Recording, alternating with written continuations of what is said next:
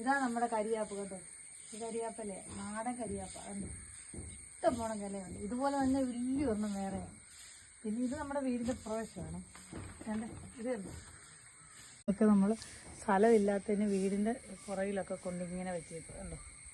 യാത്രയൊക്കെ പോകുമ്പോൾ കിട്ടും. നല്ല വെറൈറ്റികളൊക്കെ ഉണ്ട്. ഇത് കണ്ടോ, ഇതൊക്കെ എനിക്ക് ഓരോരുത്തരത്ത് പോകുമ്പോൾ കിട്ടുന്ന. ഇത് പിന്നെ നമ്മുടെ സുന്ദരിച്ചേമ്പ് കണ്ടോ, സുന്ദരിച്ചേമ്പ്. ഇത് തോരൻ വെക്കാൻ നല്ലതാണ് കേട്ടോ, തോരൻ വെക്കാൻ നല്ലതാണ്. ഇതിൻ്റെ ഇലയും തണ്ടും ഒക്കെ.